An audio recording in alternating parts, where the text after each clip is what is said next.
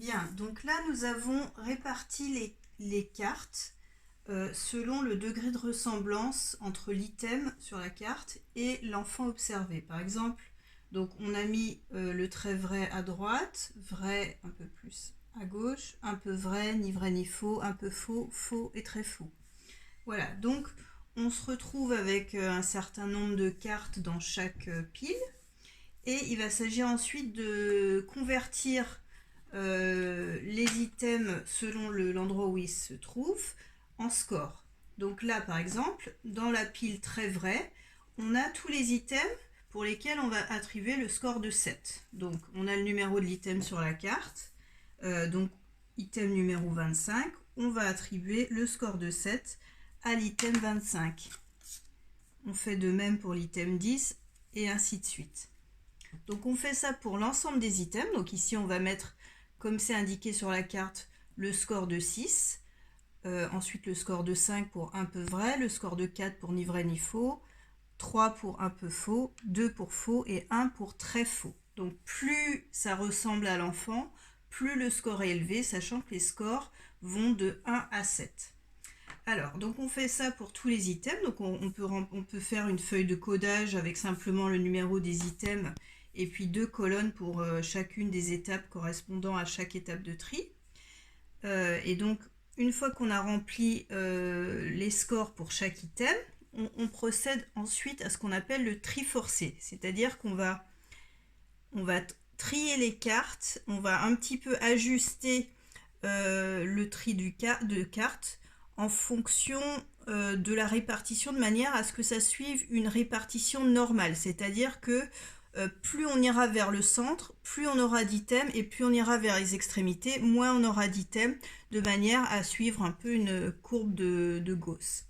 Donc, comme c'est indiqué sur la carte à l'extrémité, pour très vrai en l'occurrence, on doit arriver pour le tri forcé à 5 items maximum dans ce tas. Maximum mais aussi minimum. Donc là en l'occurrence, on s'aperçoit que spontanément on a mis 6 items dans ce tas. Donc ce qu'il va falloir faire, c'est choisir l'item qui ressemble le moins à l'enfant.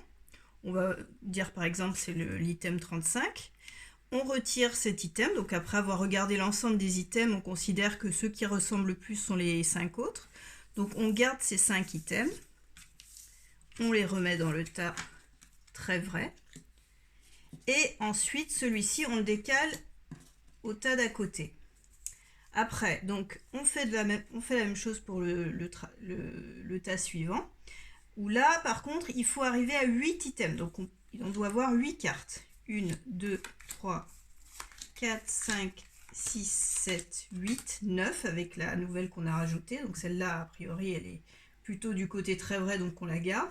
Et donc là, comme on en a une de trop, on va sélectionner parmi tous les items qu'on a là, celui qui ressemble moins à l'enfant. Donc on va dire par exemple que c'est celui-ci. Hop. Donc on arrive à nos 8 items. Voilà. Etc. Bon, donc on continue de la même manière. Et puis une fois qu'on arrive à ces deux tas-ci, on va, au lieu de continuer dans ce sens-là, on va commencer par l'extrémité ici. Donc ce sera mieux de procéder de cette manière-là. Ce sera plus facile. Et là, par contre, il faudra faire attention à ce que les items qu'on décale sont plus, plus ressemblants à l'enfant. Parce que là, on va vers le plus vrai. Donc en fait, ça peut être un peu frustrant de mettre une carte qu'on considère être par exemple fausse qui va se retrouver dans un peu vrai, mais ce qu'il faut se dire, c'est pas tant l'intitulé du tas qui compte que le fait que plus on va vers la droite, vers le très vrai, plus ça ressemble à l'enfant, même si au final on a des scores qui ressemblent peu, qui se retrouvent du côté vrai. Voilà, il faut considérer que les items sont codés en fonction de leur vérité entre guillemets relative par rapport aux autres items.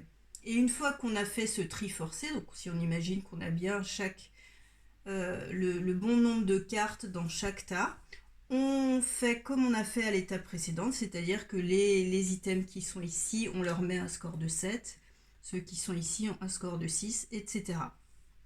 Alors, si on veut calculer les scores aux échelles, on va prendre les scores qu'on a obtenus lors du premier tri, avant le tri forcé.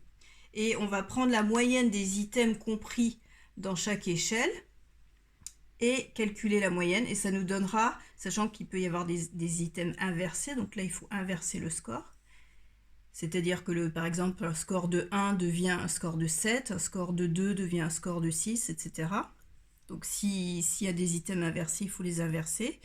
Une fois qu'on a inversé les items des échelles inversées, on fait la moyenne des scores et ça nous donne le score à l'échelle donnée.